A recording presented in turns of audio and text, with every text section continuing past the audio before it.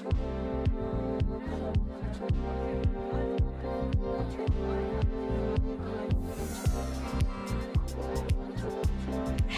and welcome to Soccer Brothers. I'm Nihal Qatar. As always, I'm joined by my brother Sahil.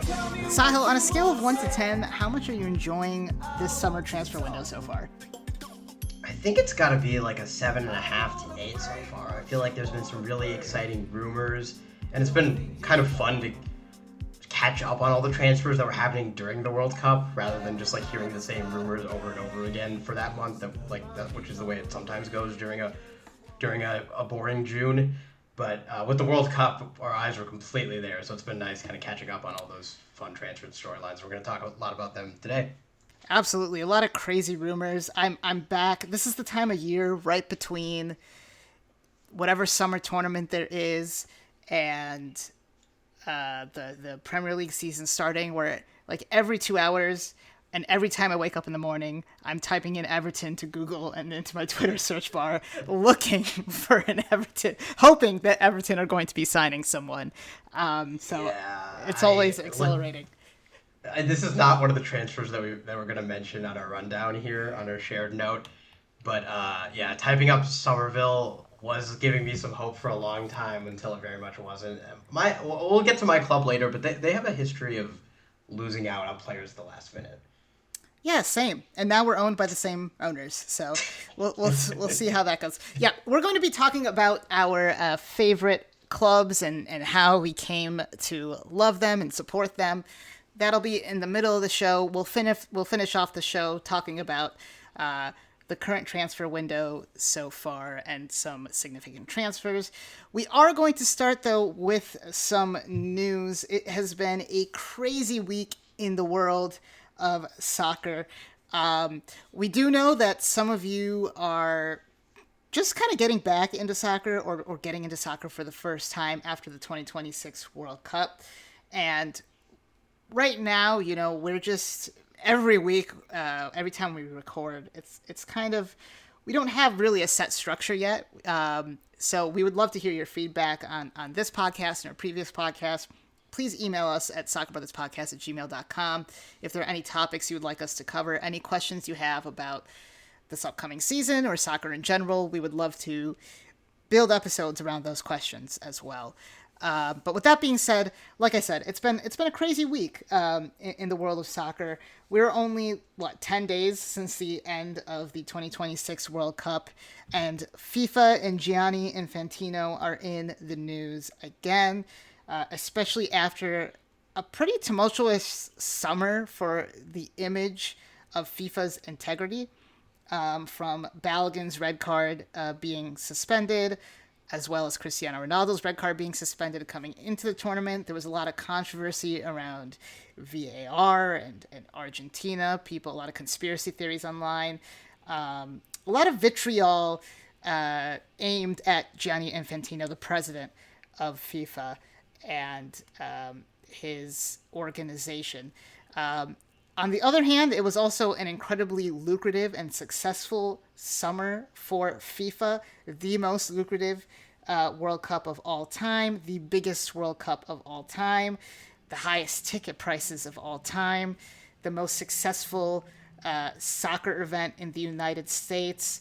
So very successful. And there has also been this budding, weird relationship between Gianni Infantino and the Trump administration. There are rumors that Gianni Infantino has been summoned in front of the U.S. Congress to give a hearing about his relationship with President Trump. Obviously, FIFA created a peace prize, hilariously, right before the U.S. engaged in an illegal war with Iran, and awarded it to President Trump.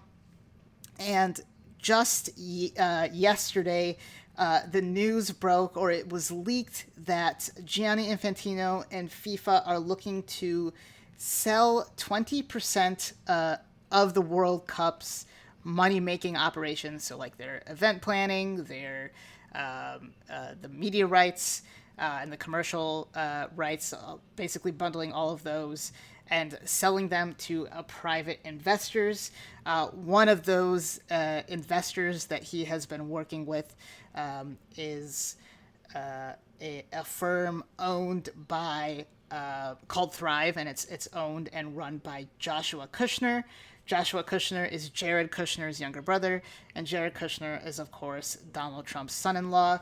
And it has been obviously very poorly received. It seems like a pretty transparently kind of crooked move on FIFA's part, and it's raised the ire of UEFA. There's already some tension between UEFA, which is the European Confederation, and FIFA, and also AFC, Asia's federation, and CONCACAF have both come out and have not necessarily come out against it in the same way that UEFA has, but have voiced their concern about the process. There's a great article on The Athletic about the more nitty-gritty details about this by Matt Slater. I would recommend go checking that out. But Sahil, I know that was a lot, and I think I said it on the last podcast. I don't usually yap for 2 straight minutes and then ask you a question, but I just did that. But what was your initial reaction when you saw this headline? Well, it feels par for the course that just this idea of money and corruption playing such a big role in art and in sport, and kind of ruining the purity of it all in many ways. FIFA is supposed to be kind of the protector of the game, or at least the organizer of the game. And there's always been commercial incentives from FIFA. There's always been corruption from FIFA. But this almost kind of gives FIFA no insulation from destroying itself. Obviously, if 20% of the commercial activities are being invested in by private equity, there's going to be arguments for expanding the tournament and making the tournament happen every 2 years or maybe even every year, because that's what's going to make the tournament the most money. We already saw dynamic pricing in this World Cup and other changes that oftentimes helped FIFA's bottom line, but at the cost of a consumer.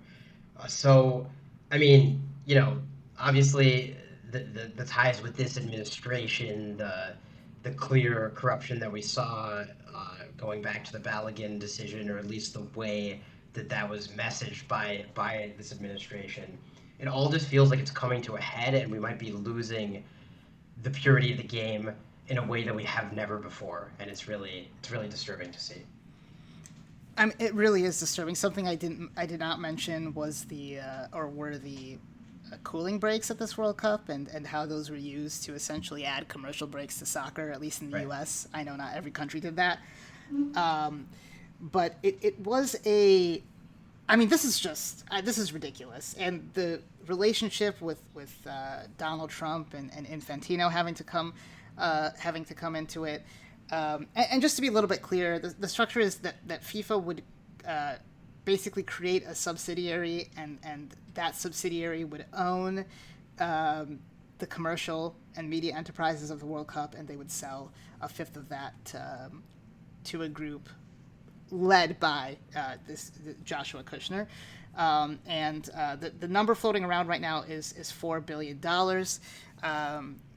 The idea is that $40 million would go to each federation, although it was reported today by Sky Sports that there is a implicit ultimatum that if teams or federations rather don't vote for this direction by September 19th, that they stand to lose on a significant piece of that pie.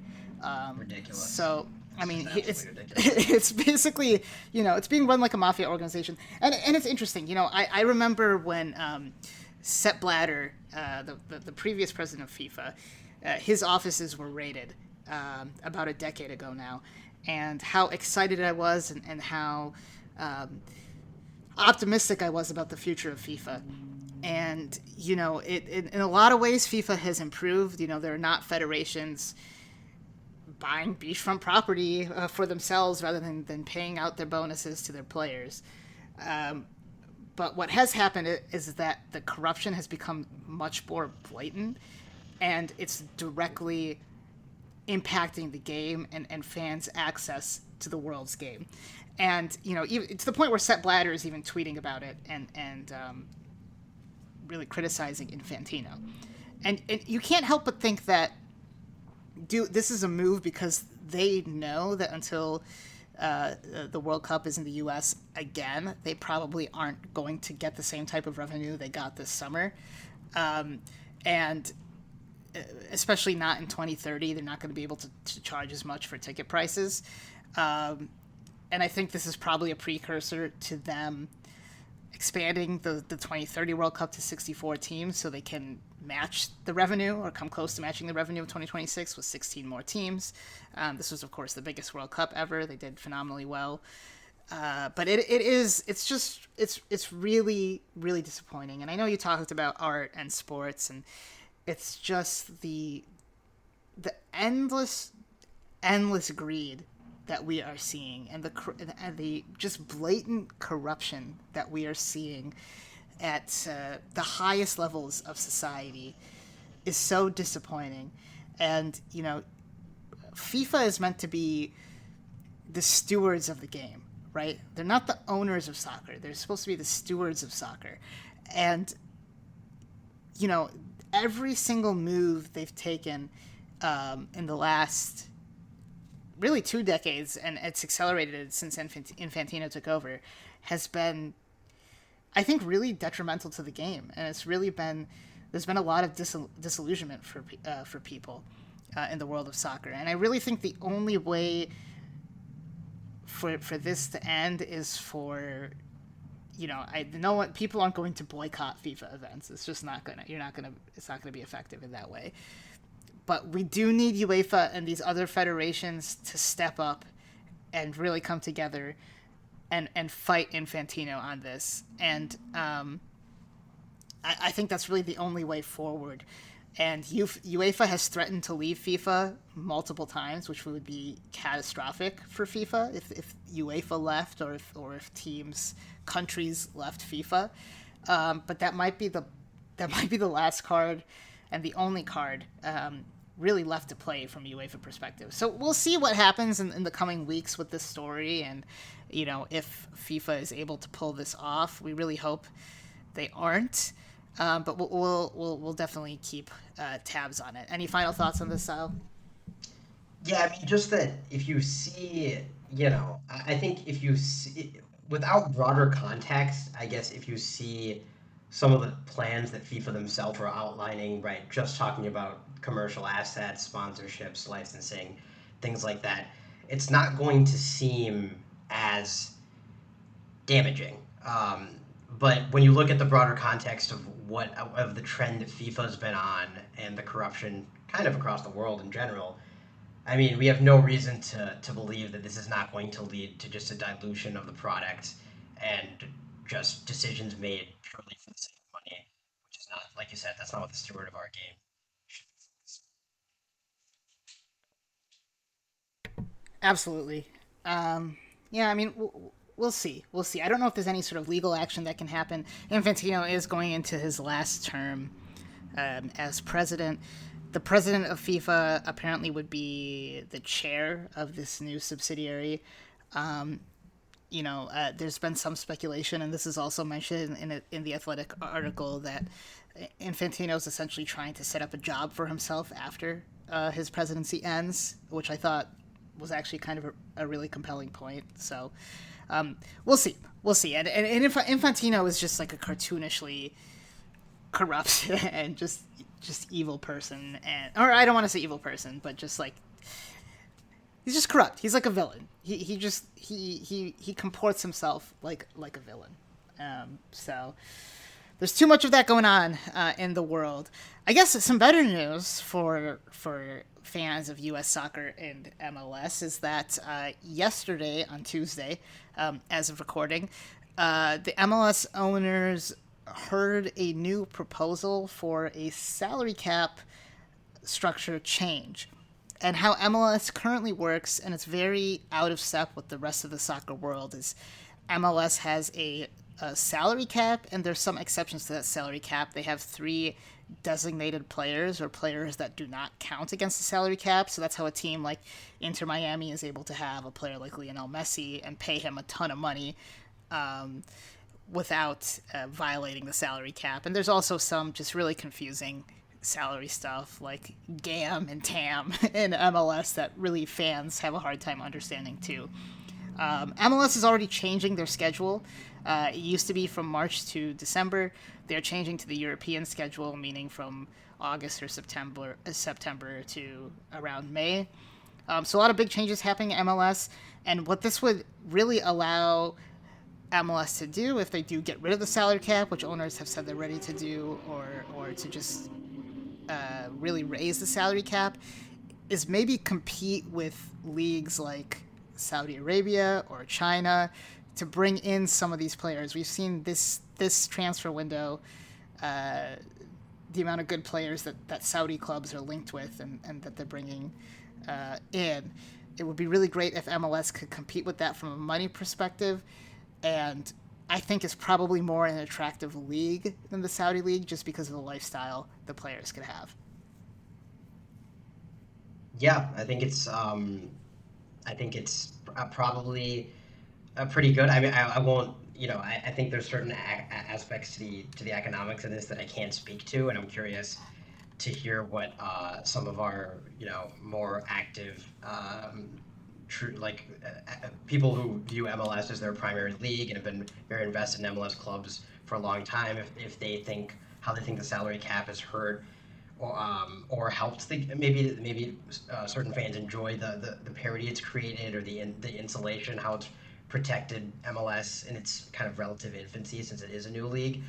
But I think it is exciting to think of the variety in roster building approaches because, as you said, right now with this designated player approach, you're using a lot of your money on a fixed amount of players, and usually those players tend to be attacking players that bring fans into the seats.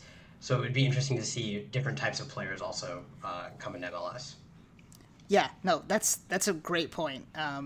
Because it just doesn't really make sense to use one of your three slots on a defender or a goalkeeper or a defensive-minded midfielder, rather than attacking players who not only really affect your team in a positive way going forward, but also are appealing to fans. So, we've had a big summer for MLS DPs already. Players like Antoine Griezmann and Roberto Lewandowski have just made their MLS debuts. Players like Heung-min Sung and Lionel Messi are in MLS. So this is just a great next step for MLS, and hopefully they go forward. And that's a great. Hopefully we can get someone on to talk about this if it does go through, who's more knowledgeable about MLS because the way the league is structured was necessary at the beginning of the league, and it's the NASL, which was the biggest league in America before MLS,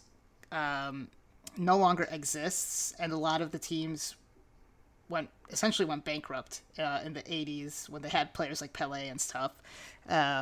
So the way the league was structured was very intentional to prevent that. But soccer is at a point now where maybe the shackles can be released, and MLS teams will be able to compete on the world stage very soon, hopefully.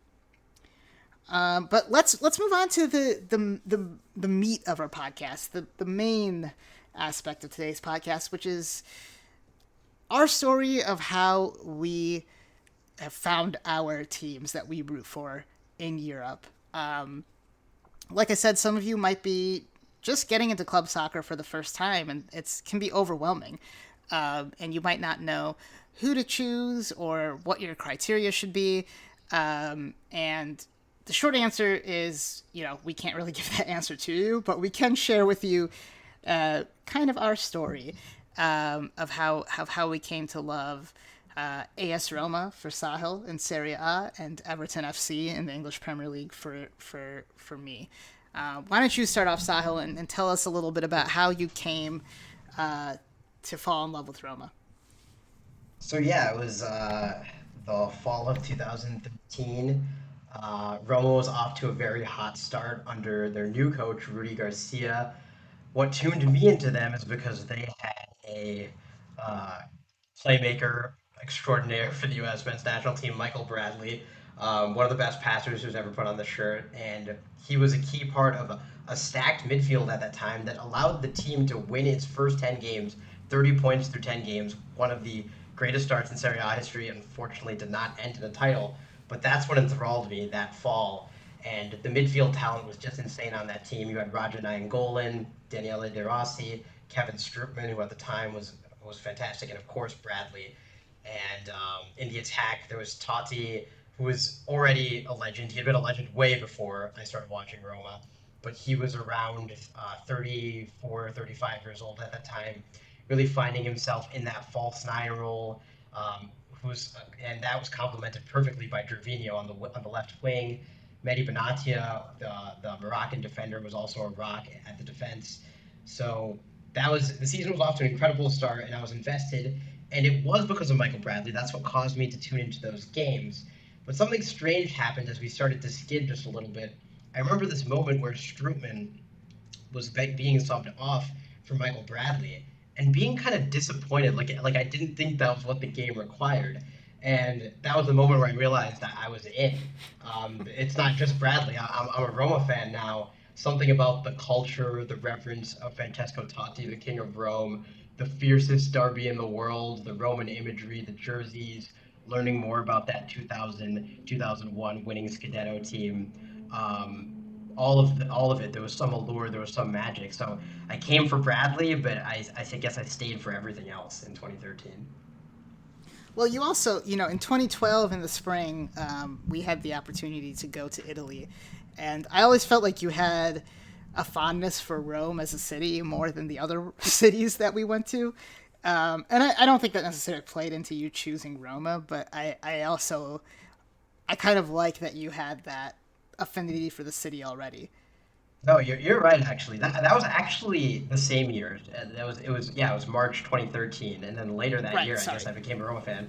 And no, you're right. It was my favorite city at the time. I think I was just too young to enjoy like a travel in general, but Rome still did capture me, and I think definitely that I associate that still with the Roman imagery and the mythology that Roma uses as a club. And yeah, I mean, I have a few favorite moments, but do you want me to should I rattle those off now, or do you want to talk about whatever first? No, no, no, go ahead.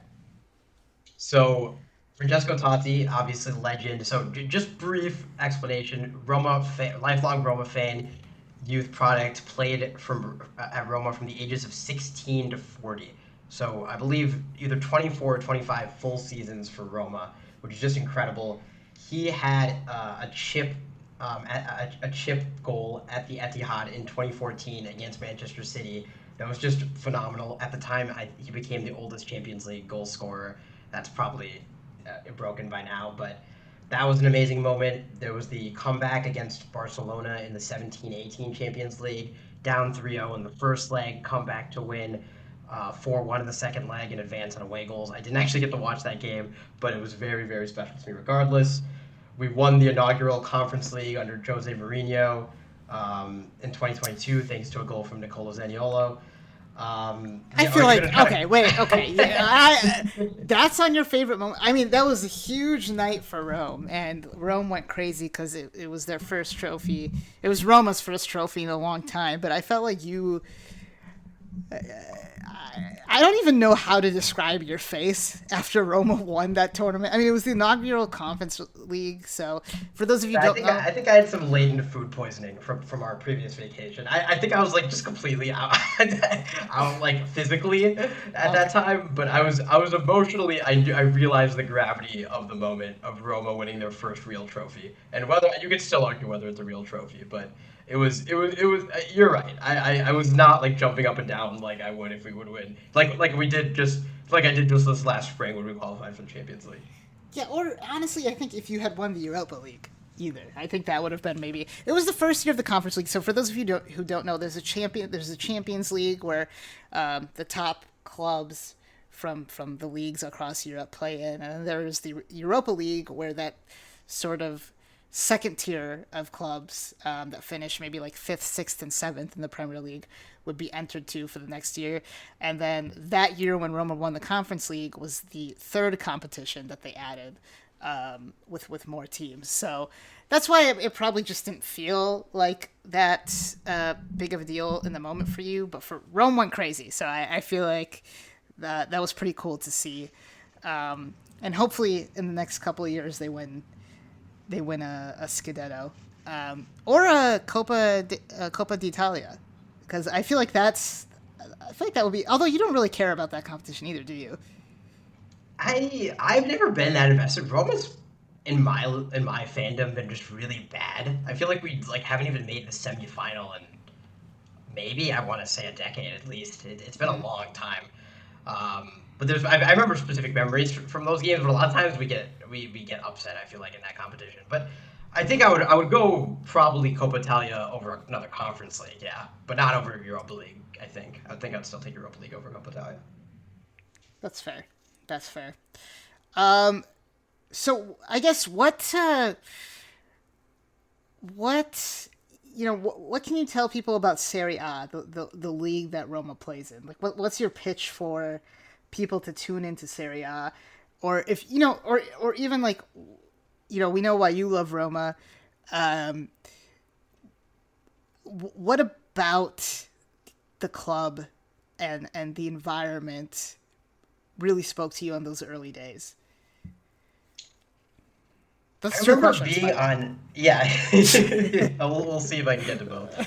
I remember being on like Roma Twitter and like Roma in like 2013, 2014, 2015, feeling like kind of a community. I remember like gaining like some decent amount of like followers and mutuals, and it just being, it was like kind of live and die every game, and it's kind of, I think it reminded me of kind of being a Packers fan and the intensity to which Dad viewed like every game, every play.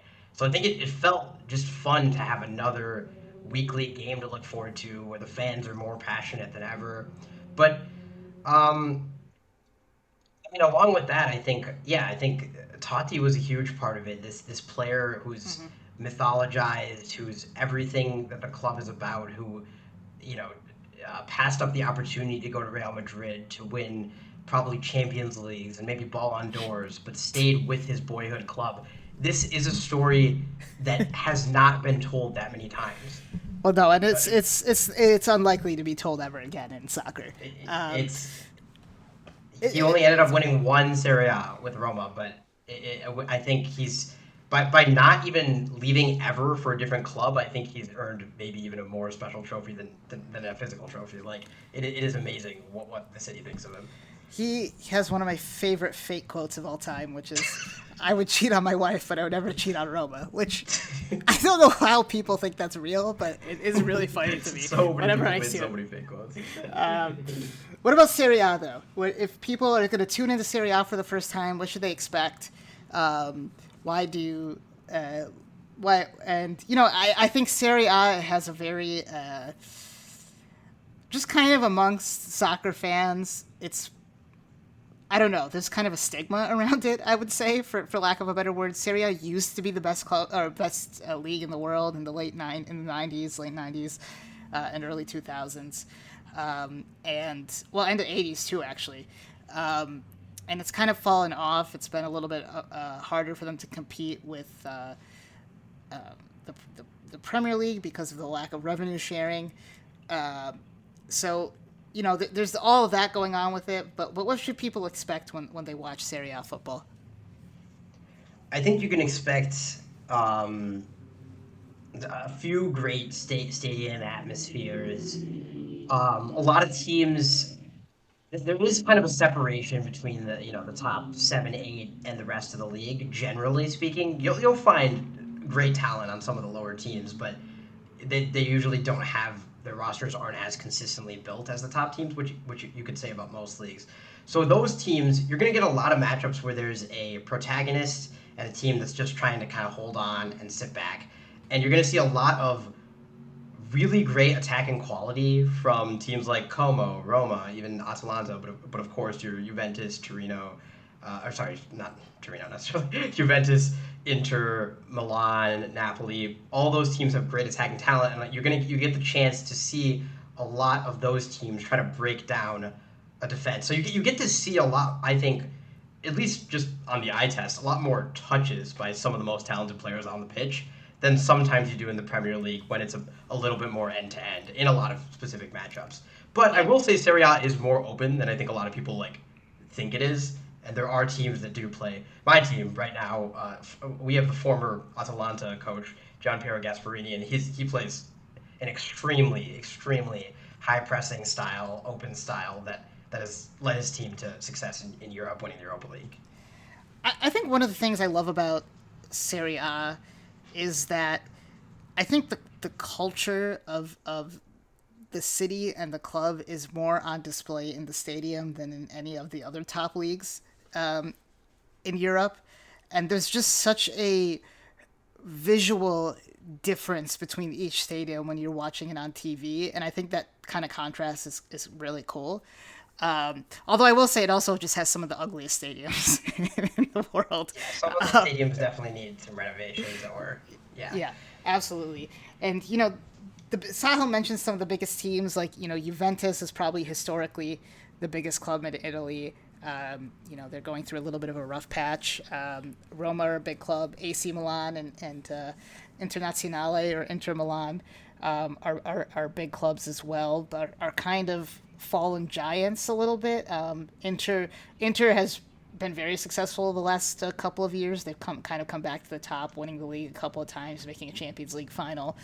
AC Milan was very successful in the 2000s and early 2010s, but have kind of fallen off. So if you're looking for a club like that, that's kind of like a sleeping giant. Milan's really great. Como, one of the coolest teams in soccer right now. Really young team. They have a great young player called Nico Paz, who's an Argentine. They're coached by Cesc Fabregas, who's a former player for Arsenal, Barcelona, Chelsea. Really nice midfielder. And they're kind of an up-and-coming team with new money. They play right on Lake Como, which is just a beautiful stadium. And they play some really compelling soccer, some of the most beautiful soccer in Europe right now. So, and that gives back up. You can kind of hop on that bandwagon again. They've got a cool kind of branding approach, and well, and Venice is a cool city. Venice is an amazing city. Yeah. So I would recommend checking it out. And let us know. I do think the best way to. It's funny because I think we both have similar stories where we started watching a club and we kind of fell in love. And that can happen, but I think you can also. There's so many reasons why you could choose. To start following a club, whether it's a player you really liked at the World Cup plays for that club and you want to pick them up. If you like an underdog story, like if you like Wrexham and you've been watching that documentary that they've been doing on Hulu and they're the Premier League now. Wait, they're in the Premier League, right? Am I? The Championship, you mean? Oh, the Championship. Sorry. Wait. Are they? They're not in the Premier League. They finished right outside the playoff spots last year. Okay, that's what I was thinking of. Sorry. You guys can see where I am in club football right now. Yes, they're in the Championship. If they're in the Championship, they're still up and coming, and maybe they'll make it into the Premier League next year. That's, I think, a perfectly valid reason, too. There's political reasons why you could like a club like Barcelona, kind of an anti-imperialist very quote-unquote woke club, but also just a great club Barcelona is. So there's just so many reasons why you could pick a club, and soccer kind of offers that, especially when we're talking about European clubs. Obviously, if you live near an MLS team, go watch your local MLS club. But if you want to get into European soccer, there's so many reasons. Last thing before we moved on to my story, I don't know if I just zoned out, but under favorite Roma moments was going to the Stadio Olimpico, not one you listed out. Well, I think you're scoffing at the Conference League thing just interrupted that segment. Oh, sorry. No, okay. I'm joking. I mean, I'm not, but I am. I mean, going to the Olimpico, I saw the match against Inter. I described this to my dad on the phone the other day. We often, get into hour-long conversations talking about minutiae of sport. That is my favorite loss I've ever attended. in any sport. I think it's very clear to me because it was so much more about the stadium, seeing Paulo Dybala in person, seeing I remember Wesley being so fun to watch in person, and even seeing Inter and their great players like Marcus Thuram, uh, Çalhanoğlu, uh, Lautaro Martinez. Um, so many great players that I got to see for Inter on the other side, but being able to sing Roma Roma Roma, which is like the song that the fans sing before the game starts, was amazing. Um, so many cool traditions like that, and being able to experience them firsthand, it was very surreal. So that was yes, also one of my favorite memories. And the other quick thing I want to mention is that first season, Michael Bradley actually left just a few months after I started becoming a fan in January. So Right. it was they caught me very quickly. I fell very quickly. Yeah, no, it that's how it goes sometimes. I mean, I had a similar experience with Everton, and very similar to you. Tim Howard was at Everton when I in 2010 after the World Cup in South Africa. I was just thinking about who to watch, and Everton had Tim Howard. I knew Landon Donovan had been on loan there in 2009. And that season I didn't watch as many games.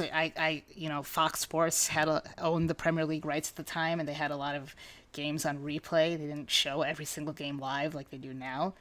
But I did watch a couple on replay, and I fell in love with players like Leighton Baines. Mikel Arteta was like my absolute favorite player.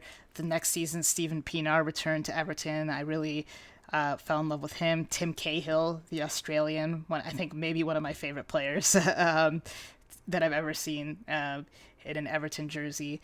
And Landon Donovan also came back on loan too at Everton. So I just continued to really fall in love with that club. And I think the next season, actually 2011, is when like I fully fell in love. I remember watching them early in the season against Aston Villa, and Steven Pienaar just scoring an absolute curler, and I started cheering, and I was like, whoa, I'm like really, really invested in this, and similar to you, there's, I think the culture around the club, the songs, the community feel, there is something, Everton, they for 140 years played at a stadium called Goodison Park, and they just moved into a new stadium last year. But watching Everton at Goodison Park on the TV, there's something so intimate about that stadium, and being able to see all of these fans living and dying by every single touch Everton makes, I think really made me just truly fall in love with the club. Where I would start singing the songs and doing the chants, and you grow, you just have such an affinity for certain players, and on game days I would not wear red because that was Liverpool's colors, who are the rivals, and it's similar to you too. On Twitter, I came into contact with all these different Everton fans, and I really felt embraced. And I think Everton also, they have I think probably a bigger support in the United States than Roma. I think a lot of Roma fans are Italian diaspora in the U.S. rather than people who watch who came to love soccer. But we did actually we have met a few Roma fans, but the Premier League has made such an effort in the U.S. that I was able to join organizations like Everton USA and meet a lot of people through that. I worked for them for a little while at Ohio State, and would get people to come to 4th Street bar and watch Everton games with us. So like building that community even in college around Everton was really cool. Like you, I got to go to Goodison Park. It was always, I wanted to go there. Before they left the stadium, you and I went in 2020. Was that 2023? I think it was Yes, October yes, 2023. 20, yeah. And Everton happened to win. And every time Everton walks out of the tunnel, they play Z cars or Z cars. a siren. They play a siren, like an air raid siren, and then Z Cars, which is this old theme song from a cop show in the '60s, and it's stuck with Everton. And I think when that song started playing, I was nearly in tears because it's just something that you witness on TV and hear, but when you're there, you hear those sirens, the music starts playing. There's this roar that overtakes the crowd. There's like kids next to you, like screaming. I felt at home, like more at home than I felt at a Bucks game or a Packers game, because I think there's something about soccer, especially when you're there and when you're in Europe, and even this is true I think with MLS clubs and their communities too, but more so in Europe, these clubs are part of the community. They are directly entrenched with the community. In American professional sports, it's very corporatized. One of the things I love about the Packers is that they're quote unquote publicly owned. Like, we don't have an owner. These clubs in Europe have owners, but the rules are so different that they're not really going to be able to move. They've been in these places for sometimes 140, 150 years almost, or in the case of Roma, it'll be 100 years next year, right? This is the 99th season of Roma. It's really, they're just entrenched in these places and in their communities, and it's just this multi-generational love. And I think at Goodison Park and in Liverpool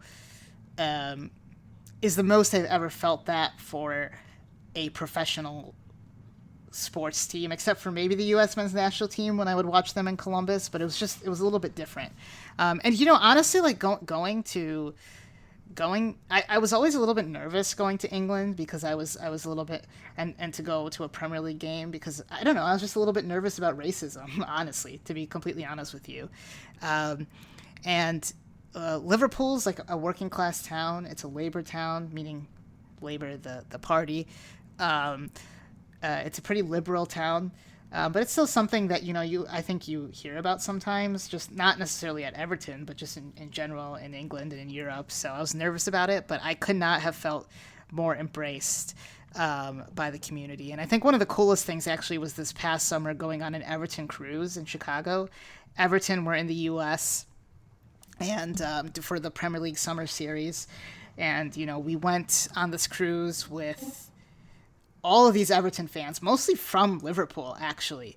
And I felt like we met so many great people. People were talking to us, asking us why we love Everton, singing with us, making jokes with us.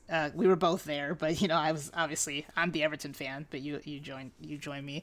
And we got to, we sat next to Baz, who hosts Toffee TV. He has a channel called Toffee TV with over 100,000 subscribers now. And I think I started watching him and Ped, who we actually had on the podcast in the first iteration of this podcast, Ped Partland.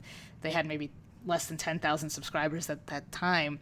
But it was kind of surreal to be on this cruise on Lake Michigan with people singing, The Spirit of the Blues, and then also sitting next to Baz for an hour and just talking to him about Everton, someone that I watch, especially during the summer, almost every single day.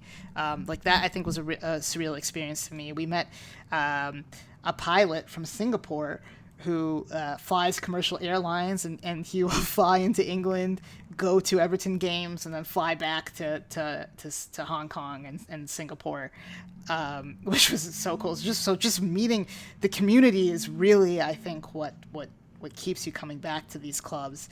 And I think that's ultimately what I would encourage you to do. Start watching soccer, start watching club soccer. See if you start feeling anything when you start watching a club, and try to learn more about the team and the community. I think there are clubs in Europe that I would avoid, like Lazio, Lazio is Roma's rival in Liverpool, in Rome rather. And they kind of have a fascistic history, and there's like a lot of white supremacists, and I think there's no more political sport really than soccer. So there's a lot a lot of times in Europe, clubs are divided along class lines or religious lines or sometimes even like ethnic lines. It's mostly class, but you know, I would encourage you to learn about the history of those of the clubs too, because it's just a whole new world out there when you start watching European soccer. And then, Absolutely. just so you know, the five biggest leagues in the world are the English Premier League. You can watch the English Premier League on NBC and Peacock. There is Serie A with, of course, Roma, which you can watch on Paramount Plus or CBS owns them.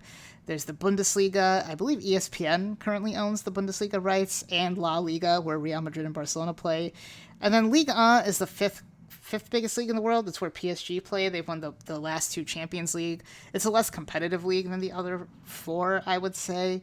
And unfortunately, beIN Sports still owns the rights in the U.S., so the league matches are a little bit hard to watch. But those are the five biggest leagues in the world. Those aren't the only leagues in the world. So if you want to go start watching Portugal, and I don't know, you went to Porto at some point and you want to be an FC Porto fan, like that's great too. Or there's a lot of great clubs in the Netherlands, and of course in the United States. Like I said before, I would reiterate, if you live in a place with an MLS club, I think a great place to start is your local MLS club, because you'll have that built-in community. You're able to go to the game and build a connection to that team and into that community. So any other thoughts on our journeys? Any questions for me about Everton? I guess I don't know. I don't know what I covered. Yeah, I can see from afar, and even obviously, I think we've both started to support each other's clubs more over the years, just because we want to see each other happy from this perspective. But I agree with you. Like every touch, it feels like, and maybe this does partially come with the territory of being the quote unquote, smaller club in the city. But it feels like the average Everton fan just knows a lot about the team and about each player and how each action on the pitch determines the results and the likelihood to score a goal. And I've just always appreciated every fan reaction, even if it's just a player getting back and clearing a ball out of bounds. Like Everton fans love that. Oh They my love gosh. that, and it's so easy to see. And Yeah. it's always been one of my favorite Premier League environments to watch.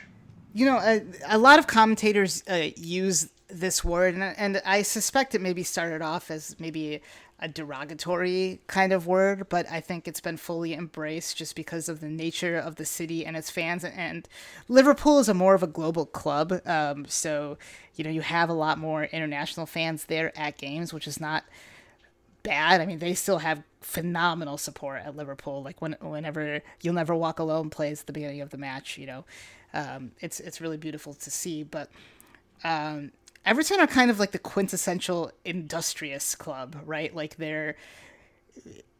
what you see on the pitch is kind of a reflection of the city in a lot of ways, and that.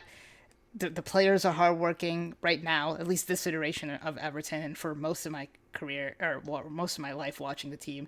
They're very industrious and hardworking players. And, Landon Donovan, he said, at Everton, they really, like you said, they really know soccer. Like if you track back and close a defender or an attacker off, they will clap for you. And it's so, I don't know if you ever heard that quote from Landon Donovan, but it's so funny. It just reminded me, because he said it 15 years ago now. It reminded me that he also had that same observation. So we are a very unique fan base, and I think there's so many great people who embrace the international Everton fans. And it's been a blast. And yeah, Everton are like a small club. They're a big club. I think they're the biggest. They're the biggest club in England outside of that top six, I would say. Everton have won 9 Premier League titles, but their last one though being in 1985.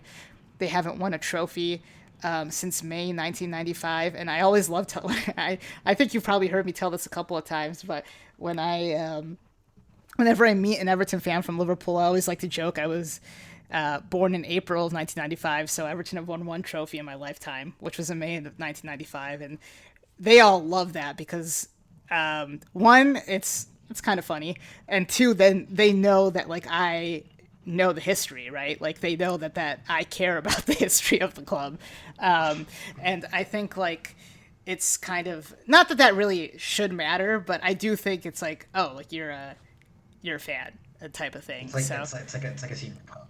exactly, It's like yeah, yeah, a, yeah, exactly. So yeah, no,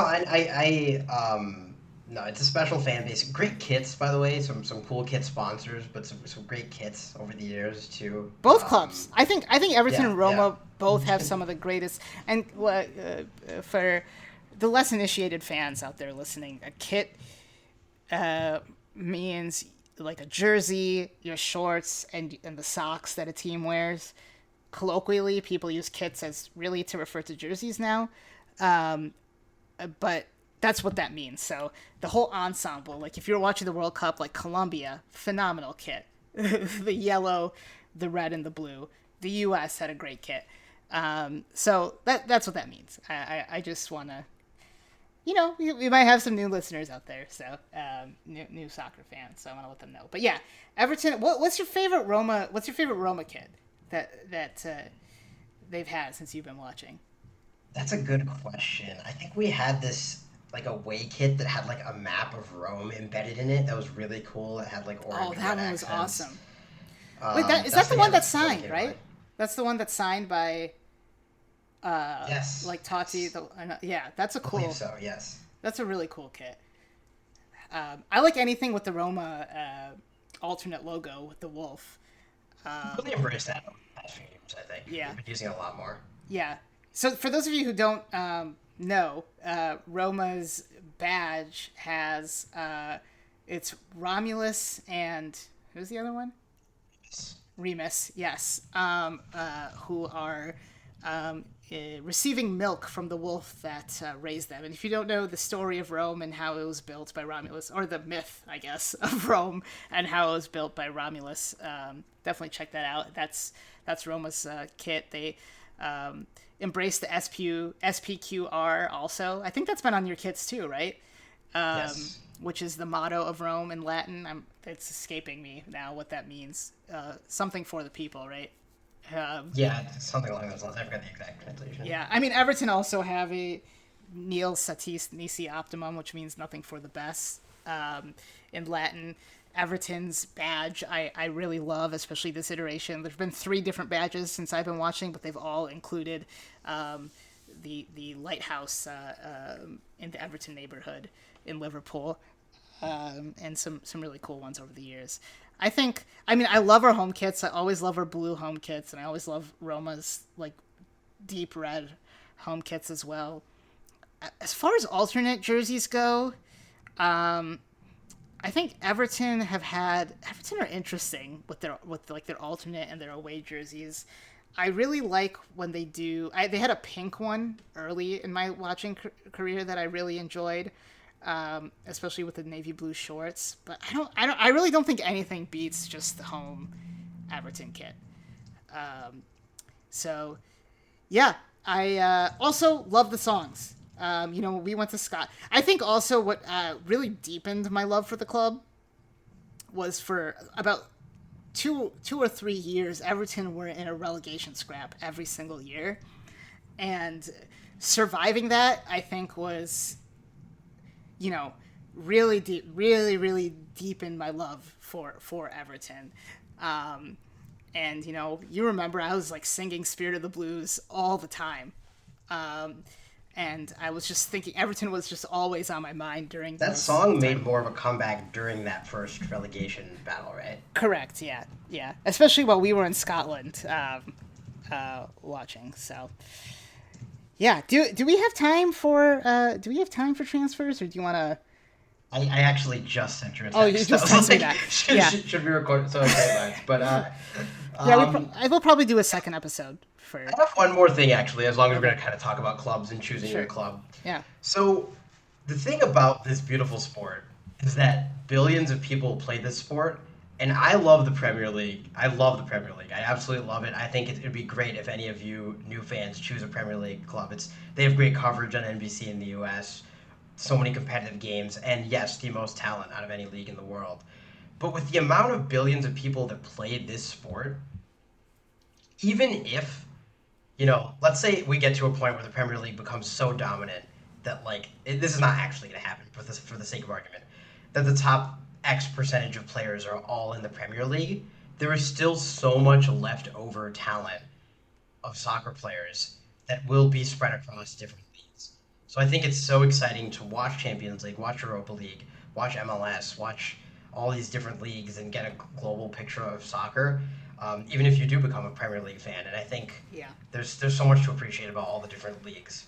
Yeah, I think also something that I really like, it's like, that feeling of a fan base in the NFL when they've just drafted a franchise quarterback, or who they think is going to be a franchise quarterback for the first time in a while. Like that type of euphoria that you see around a fan base that had the first overall pick in the NFL draft. Every single year in these leagues, you get 3 of those teams with that type of feeling who have just got promoted, especially if they haven't been promoted in a while, to the league.